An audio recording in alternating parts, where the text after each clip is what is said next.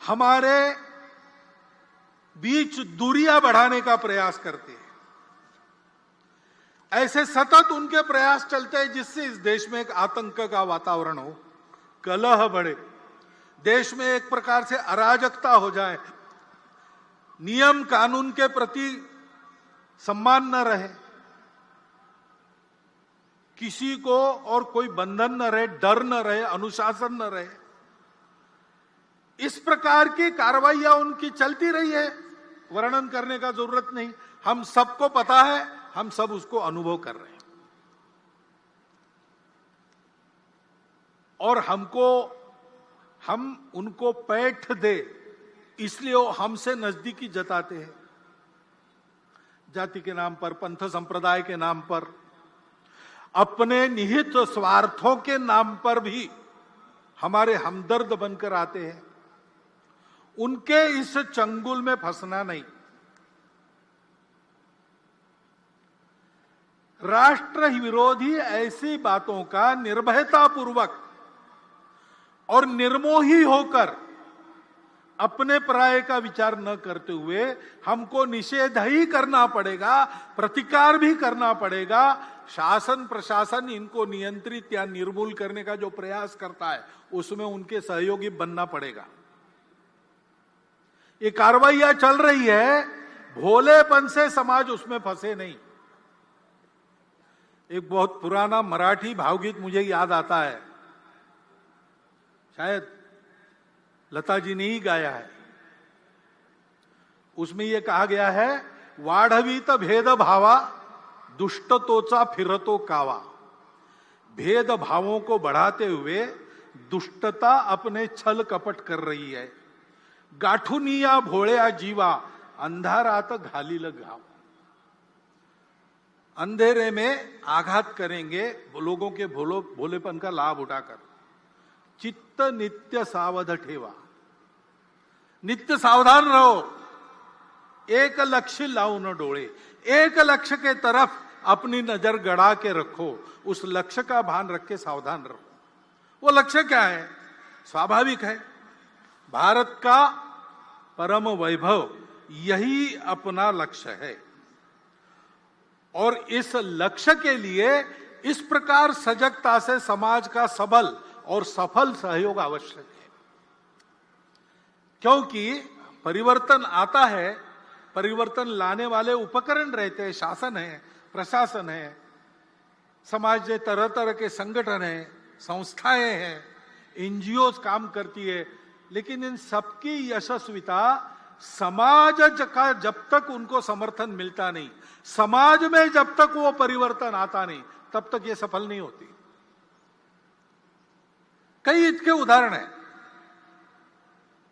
अब कई बार हम लोग मातृभाषा माध्यम, हमारे बच्चे अपनी भाषा को भूल रहे, आजकल लोगों को समझ में नहीं था, तकरार करते, ये भी कहते हैं नीति में चाहिए, नीति में चाहिए। अब नई शिक्षा नीति आई, उसके तहत उच्च शिक्षा तक धीरे धीरे मातृभाषाओं का आगमन हो रहा है। आगे चल के लागू हो जाएगा, पुस्तकें भी तैयार हो जाएगी, पढ़ाने वाले भी तैयार हो जाएंगे। लेकिन क्या हम अपने बच्चों को मातृभाषा माध्यम में पढ़ाने के लिए भेजते हैं? कि एक जो मिथक चलता है, करियर के लिए अंग्रेजी आवश्यक है। करियर के लिए अंग्रेजी आवश्यक नहीं है। मैं अकेला ये नहीं कहता हूं। पुणे में एक प्रदीप लोखंडे जी है, सप्रेम नमस्कार विनंती विशेष, ऐसा उनका नाम पड़ा है। क्योंकि उनकी एडवर्टाइजमेंट एजेंसी थी, तो मार्केट सर्वे करने के लिए वो हर गांव के सरपंच कोतवाल को पत्र भेजते थे कि आपके यहाँ बाजार है क्या, उस बाजार में लोग क्या खरीदते हैं, क्या नहीं खरीदते, उनसे जानकारी लेते थे। उनका डाटा इतना समग्र और पूर्ण है कि उस समय महाराष्ट्र सरकार भी उनसे डाटा लेती थी अगर आवश्यकता पड़ी तो। उन्होंने 6वीं क्लास में स्कूल छोड़ दिया था और वो पुणे में आके एक छापखाने में काम करने लगे। करते करते उन्होंने अपनी शिक्षा भी की, बीकॉम हुए, अपनी एडवर्टाइजमेंट एजेंसी निकाली और इतने बड़े हो गए। वो मुझे मिले थे, वो भी यही बता रहे थे। वो कह रहे थे भागवत जी आप भाषण करते हो तो बड़ा प्रकाशित वगैरह होता है, तो आप एक बात कहो भाषण में, ये बताओ कि अंग्रेजी करियर के लिए आवश्यक नहीं है। करियर जिससे बनता है वो बातें अलग होती है। और आज देखेंगे तो मूर्धन्य अपने देश के जिस क्षेत्र में जितने व्यक्ति है, लगभग सब लोग 80% मैट्रिक तक तो मातृभाषा में ही पढ़े। ऐसा होने के बाद भी और शासन की नीतियां इस ओर आने के बाद भी अगर हम अपने बच्चों को मातृभाषा में पढ़ाने वाले स्कूलों में नहीं भेजेंगे तो क्या वो नीति यशस्वी होगी? और केवल मांग करने से होगा? मातृभाषा की चर्चा तो हम बहुत करते हैं, क्या सब जगह अपने हस्ताक्षर हम अपनी मातृभाषा में करते हैं?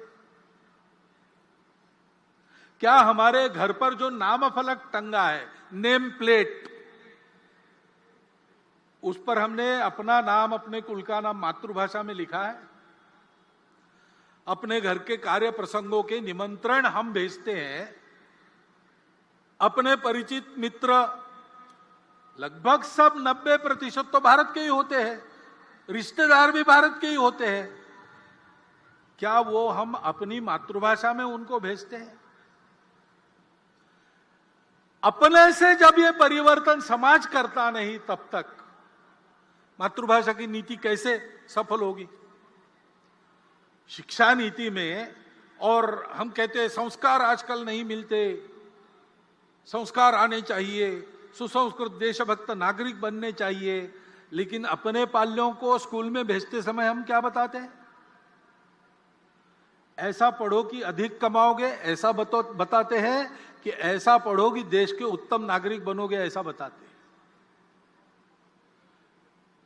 पाल्यों को अगर हम ये मंत्र देकर भेज रहे कि कुछ भी करके अधिक कमाने वाली डिग्री लो, तुमको उस डिग्री का ज्ञान लेने की इच्छा हो ना हो, मन के विरुद्ध पैसा पैसा पैसा पैसा ऐसा होने के लिए तुमको वही करना चाहिए। जब तक ये अभिभावक पढ़ाते तब तक छात्र कैसे देशभक्त सुसंस्कृत नागरिक बनेंगे? वो तो पैसा कमाने वाली मशीन ही बनना चाहेंगे। शुरू समाज से होती है सारी बातें। संस्कार भी समाज में, घर में अभिभावक देते हैं, सामाजिक आयोजनों में और माध्यमों के द्वारा, जननेताओं के द्वारा संस्कारों का वातावरण होता है। केवल विद्यालय महाविद्यालयीन शिक्षा में संस्कार नहीं मिलते।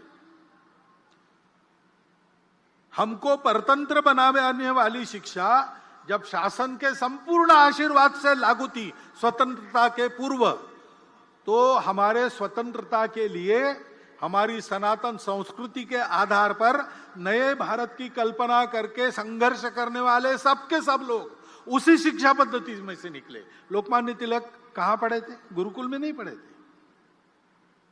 महात्मा गांधी गुरुकुल में नहीं पढ़े थे। योगी अरविंद गुरुकुलों में नहीं पढ़े थे।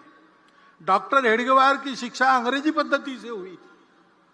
लेकिन ये सब लोग देशभक्त सुसंस्कृत लोग क्यों बने? तो केवल स्कूली शिक्षा पे निर्भर नहीं थे। घर का वातावरण, समाज का वातावरण, इसके कारण उनके संस्कार बने।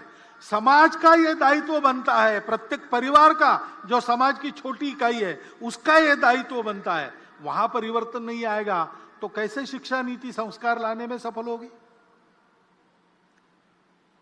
दूसरी ऐसी ही स्वास्थ्य की आवश्यकता रहती है।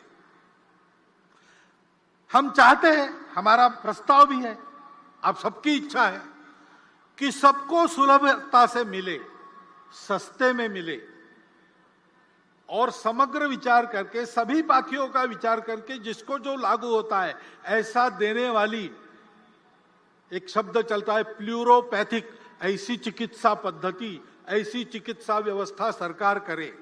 ठीक है, लेकिन स्वास्थ्य केवल उपचार पर निर्भर नहीं रहता। बीमार होने पर उपचार की बात है, बीमार न होने के लिए कुछ करना पड़ता है। इलनेस की व्यवस्था हमारी अपेक्षा ठीक है, लेकिन वेलनेस का काम हमको भी करना पड़ता है। अब सरकार के नीति के कारण और उनके आशीर्वाद से भी योग की बात रूढ़ हो रही, सब लोग योगासन करें ऐसा प्रयास चल रहा है। संयम की आदतें, सार्वजनिक स्वच्छता की आदतें, इन सारी बातों में शासन की नीति तो अग्रसर हो रही। हमारी आदतें बदली है क्या? हम अपना कचरा कहां पर डालते हैं? हम अनावश्यक कचरा करते हैं क्या? अपने पर्यावरण को, अपने घर के परिवेश को स्वच्छ रखते हैं कि नहीं रखते? हमारी स्वयं की आदत है स्वच्छता की है कि नहीं? कितनी बातें सोचनी पड़ेगी।